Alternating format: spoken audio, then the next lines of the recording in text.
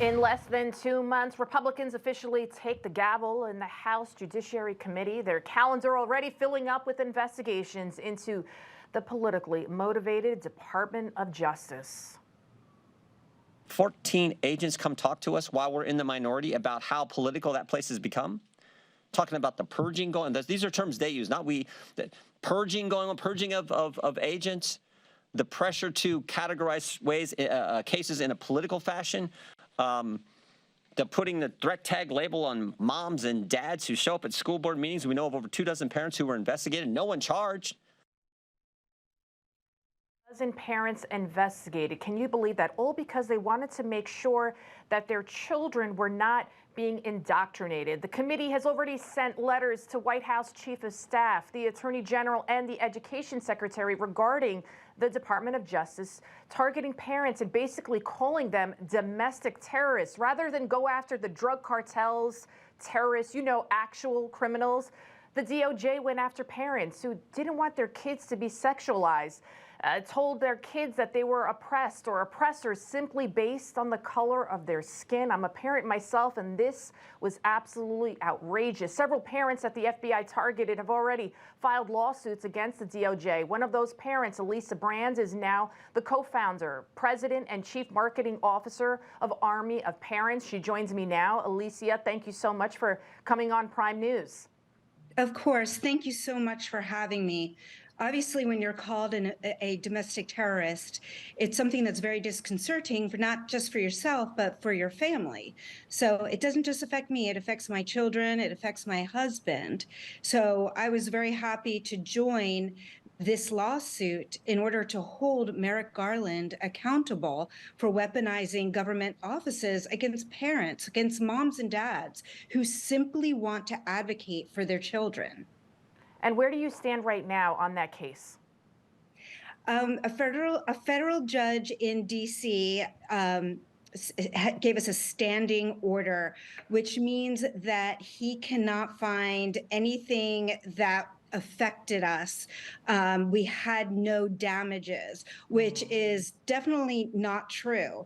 When you have to watch everything you say because you feel as though the FBI is listening to every conversation you have, anything you write on, whether it be Signal or text or your emails, and you're afraid that somebody's watching you or you're watching behind you to see if anybody's following you, that is absolutely damages appeal. And we have 6 other plaintiffs, as well as another parent advocacy group.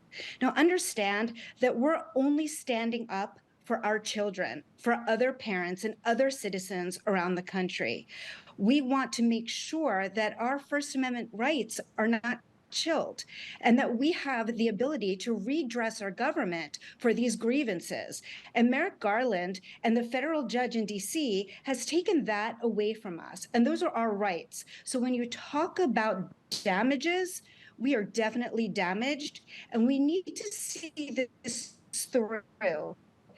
And the Justice Department and the FBI must understand that we are Americans. We're mommies and daddies, like President of the United States. Elicia, you're in Loudoun County, right, in Virginia? How did this all start for you? How many, where? Are you there, I'm sorry, Elicia? go ahead. Oh, I'm yeah, sorry. I'm here. So how did this all start for you? How did you find out that your kid was being indoctrinated in what they were doing to your child? Can you give us a little bit background on it? Of course. Well, it started out very simply where I wanted to help get children who were not as privileged as my own back into school. So I started going to school board meetings and doing the very first rally with my co-founder, Erin Roselle Poe, in June of 2020. And we quickly learned from teachers who would send us anonymous emails. They would send us pictures of the indoctrination that they were receiving and that they were required to pass on to other teachers and to our children. And then we started getting emails from parents and then students, and we started witnessing this ourselves. Then we started seeing the explicit books, and we were put on enemies lists. We were threatened. So we never ever were impolite. We were never disrespectful. We always only advocated for all children. We don't want them called oppressed or oppressors.